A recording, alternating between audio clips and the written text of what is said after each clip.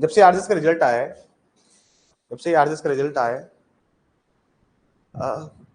हर दिन 4-5 बच्चे मिलने आते हैं कि सर क्या किया जाए नेक्स्ट 1.5-2 साल के लिए। देखिए, जब आप रिग्रेस एग्जाम से निकलते हैं, रिग्रेस एग्जाम का मतलब प्री, मेंस और इंटरव्यू, आपका हार्डवर्क आपके साथ होता है। दूसरी बात है कि कुछ ऐसे वेरिएबल्स होते हैं, कुछ ऐसे वेरिएबल फैक्टर हैं जो हमारे हाथ में नहीं है। कॉपी किस एग्जामिनर के हाथ में चेक होगी, आपके हाथ में नहीं है। किस माइंडसेट से कॉपी चेक करेंगे, ये आपके हाथ में नहीं है।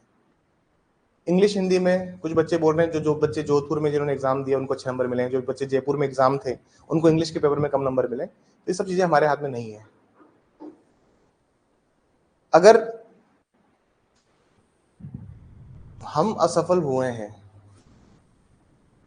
तो अपने मन से एक बार पूछना, क्या मेहनत में कोई कमी थी? और अगर जवाब आए कि नहीं सर मेहनत में कोई कमी नहीं थी, तो ये सोच के चल लेना कि अगला अटेम्प्ट और देंगे, आपकी कॉपीज उतनी अच्छी से चेक होगी।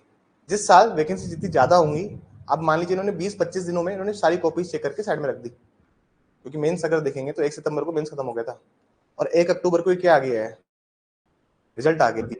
क्वालिटी से तो कॉपी चेक नहीं हुई है, द हाई कोर्ट इज होती है में, लेकिन कॉपीज को थोड़ा और अच्छे से चेक किया जा सकता था। क्योंकि जब बच्चों के स्कोर में देख रहा हूँ, एक लड़की है जो स्कोर कर रही है 59 इन सिंगल पेपर, और वहीं दूसरे पेपर में उसका स्कोर क्या रह रहा है, 41, 42, 43। एक लड़की है जो 2021 वाले पेपर में सिविल के अंदर जिसने 59, 57 स्कोर किया था, अभी उसको 39 स्कोर हो गया है। तो ये तो बहुत, कॉपीज जो है वो बहुत सारे ऐसे वेरिएबल फैक्टर्स जो हमारे हाथ में नहीं है। अब बच्चों के सवाल होते हैं कि 1.5-2 साल क्या किया जाए, और ये बात मैं आपको भी बता रहा हूँ जो बच्चे मेरे पास फाउंडेशन की तैयारी कर रहे हैं। देखिए, RJS RJS end of the day एक गैम्बल है। आरजेएस की पूरी प्रिपरेशन एक गैम्बल है। आपको मेरे शब्द थोड़े से खराब लग सकते हैं कि सर क्या कह रहे हो आप। देखिए, बहुत से बच्चे कहते हैं कि सर लक बहुत इंपॉर्टेंट फैक्टर है। आज मैं आपको लक के बारे में कुछ बात बताता हूँ। हम लक की बात करते हैं कि लक क्या होता है, इस पूरे एग्जाम का लक फैक्टर क्या है।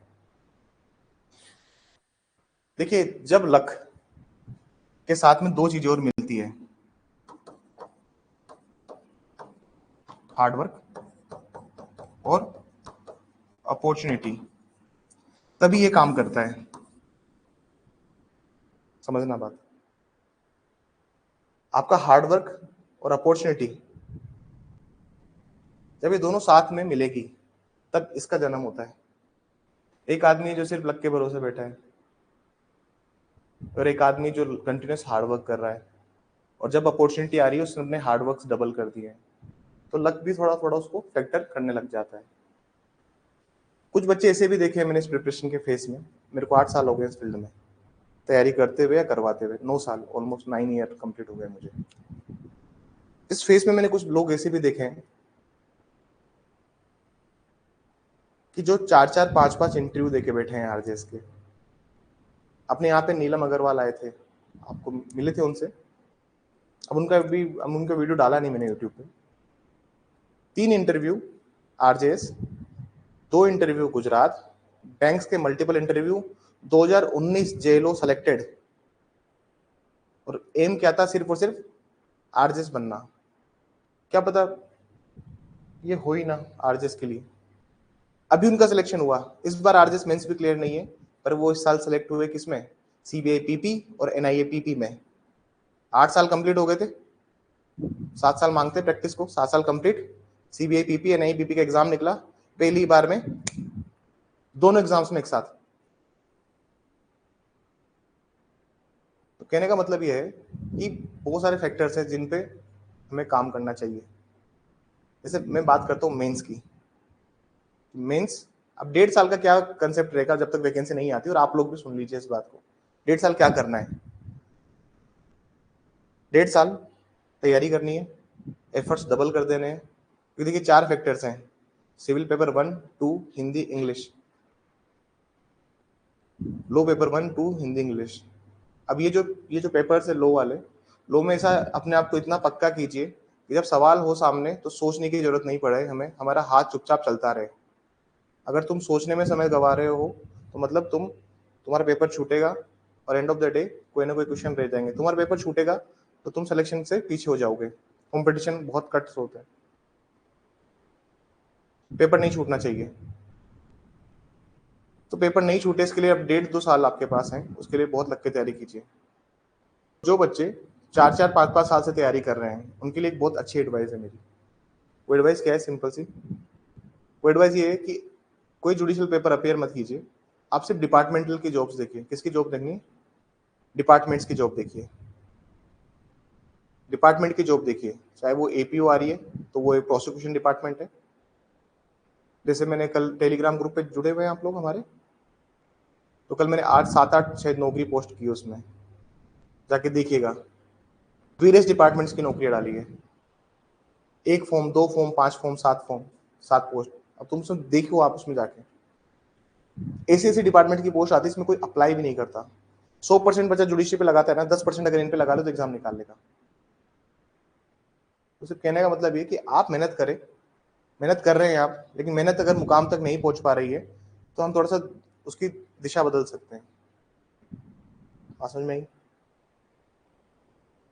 एक और बात राइटिंग को लेके, मेरे से बहुत सारे बच्चे थे, सर हमारी राइटिंग का क्या करें? ये सब चीजें हमें अच्छे से आती है but writing is not very well. तो मैं राइटिंग का सिर्फ इतना सा बोलूंगा, अगर आपकी राइटिंग रीडेबल है, लीजिबल है, आप उसको देख सकता है, एग्जामिनर पढ़ सकता है, तो आपको काम करना है प्रेजेंटेशन पे। Presentation skill सुधारिए। राइटिंग खराब होती कोई इशू नहीं है। मेरा एक फ्रेंड है, 2017 में उनकी रैंक 3rd या 4th रैंक थी उनकी राइटिंग बहुत ही खराब,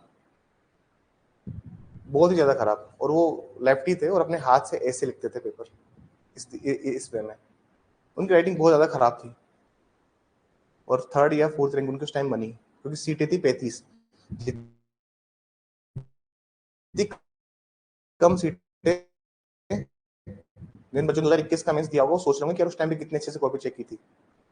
वैकेंसी बहुत बम्पर आएगी तो समझ लेना फिर वो गैम्बल हो जाता है, फिर नहीं पता कि उनको क्या होता है। और हाईकोर्ट को पता नहीं क्या प्रेशर है इतनी जल्दी एग्जाम को कंडक्ट कराने का। 2 महीने ले लो कॉपी चेक करने में, लोड्स में कॉपी चेक कर लो। आई डोंट नो, अच्छे बच्चों की मेहनत खत्म हो जाती है, बुरा हमें भी लगता है, क्योंकि जो भी बच्चे भी मिलने आ रहे हैं उन बच्चों का यही होता है, सर क्या करें। स्कोर बताते मुझे भी दुख होता है। इंटरव्यू में सबको बराबरी नंबर मिले, सबका रेशो रख दिया इन्होंने 16 से 24 के बीच में, तो मेंस का स्कोर ही बहुत मैटर कर गया। कट ऑफ का प्रिडिक्शन हमारा गलत हो गया। वो इसलिए गलत हो गया क्योंकि पहले जितने भी पैनल्स बैठते थे वो इतने भर भर के मार्क्स नहीं देते थे इंटरव्यूज में। 2 number 4 number 6 number 8 number 10 number 12 number 15 number 20 तो मैक्सिमम जो देते थे, बहुत रेयर बच्चों को। लेकिन इस बार जब आप एवरेज ही 16 से 24 का सेट कर देंगे तो कट ऑफ भी बूस्ट करेगी, और 10 12 नंबर का कट ऑफ में डिफरेंस आया वो इस वजह से आया।